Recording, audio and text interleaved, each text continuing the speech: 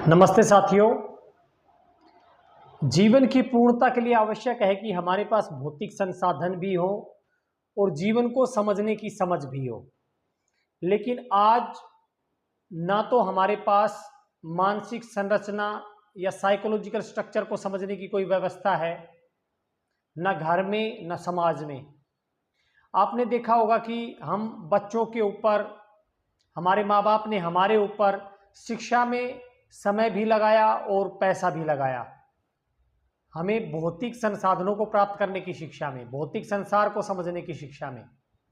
लेकिन क्या उसी अनुपात में मानसिक संरचना को समझने के लिए भी हमारे पास कोई व्यवस्था थी, या आज हम हमारे बच्चों को मानसिक व्यवस्था को समझने के लिए कोई स्ट्रक्चर दे रहे हैं?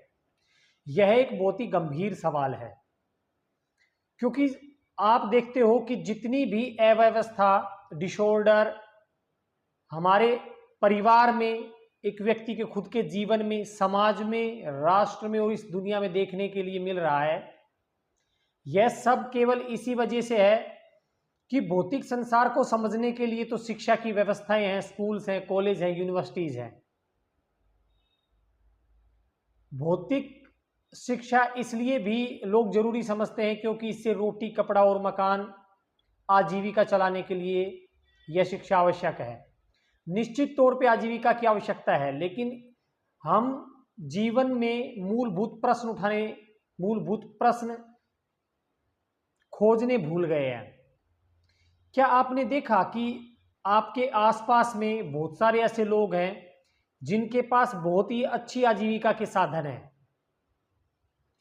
लेकिन जब आप उनके जीवन को निकटता से देखेंगे तो आप पाएंगे कि उनके जीवन में एक बहुत ही बड़ा खालीपन, एक अव्यवस्था, एक अंतर्द्वंद और संघर्ष है।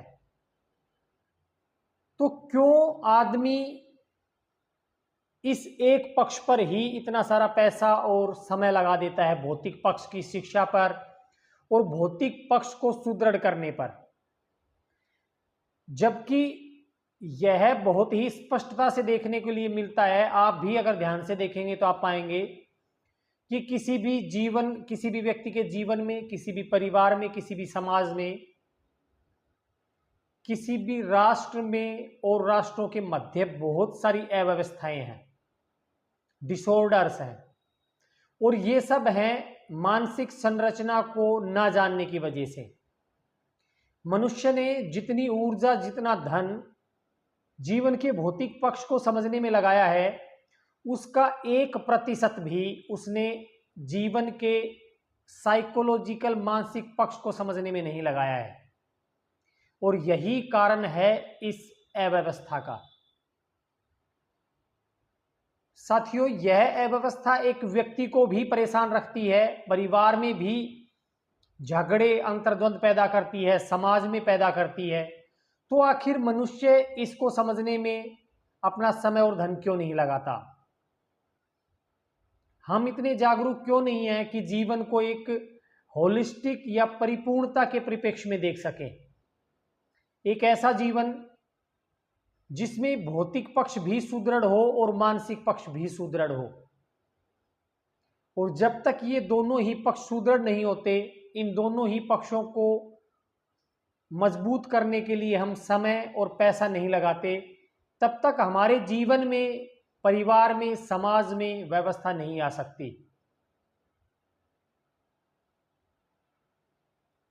एक व्यक्ति के जीवन में अनेक प्रकार के अंतर्द्वंद चलते रहते हैं। मैं जो भी बात आपको बताता हूं, आप मेरी ये बातें महज सुनकर माने ना। आप अपने चारों तरफ, सबसे पहले तो आप अपने खुद के जीवन में इन बातों को एक यथार्थ, एक फैक्ट, एक तथ्य के रूप में लागू करके देखें। फिर आप परिवार में और समाज में देखें। हम वास्तव में सही प्रश्न उठाना भूल गए हैं। मानव जाति को यदि सबसे ज्यादा किसी चीज की जरूरत है तो वो है सही प्रश्न उठाने की। मनुष्य को प्रश्न उठाने का साहस भी करना चाहिए। जब आप बहुत ही सूक्ष्मता से, गंभीरता से देखते हैं अपने खुद के जीवन को, परिवार के जीवन को, समाज के जीवन को, तो आप पाएंगे कि ऐसे लोग जिनके जीवन में भौतिक पक्ष बहुत ही मजबूत है, उनके जीवन में भी अंतर्द्वंद है, असुरक्षा है, भय है, कलह है। फिर भी मनुष्य ये प्रश्न नहीं उठाता कि भौतिक पक्ष इतना मजबूत होने के बाद भी व्यक्ति के जीवन में यह द्वंद, यह कलह, असुरक्षा, भय क्यों है। जब हम गंभीरता से इस विषय पर सोचते हैं तो हम पाते हैं कि हमारे जीवन में यह अंतर्द्वंद, यह कलह, यह भय, यह असुरक्षा इसलिए है क्योंकि हमने कभी अपनी मानसिक संरचना को, अपने मनस को, अपने मन को समझा ही नहीं कि यह कार्य कैसे करता है। न हमारे पास ऐसी कोई व्यवस्था थी, न आज हमारे पास ऐसी कोई व्यवस्था है जिसके द्वारा हम यह समझ सकें, जिसके द्वारा हमारी ऊर्जा को उस तरफ बहाया जा सके ताकि हम अपनी मानसिक संरचना को थोड़ा समझ सकें। साथियों, निश्चित तौर के ऊपर व्यक्ति को भौतिक रूप से मजबूत होना चाहिए, रोटी, कपड़ा और मकान उसके पास अच्छे होने चाहिए, उसके पास रहने की अच्छी व्यवस्था होनी चाहिए, प्राकृतिक जो परेशानियां हैं, बीमारियां हैं, उनसे लड़ने के लिए उचित संसाधन उसके पास होने चाहिए, लेकिन साथ ही उसके पास होना चाहिए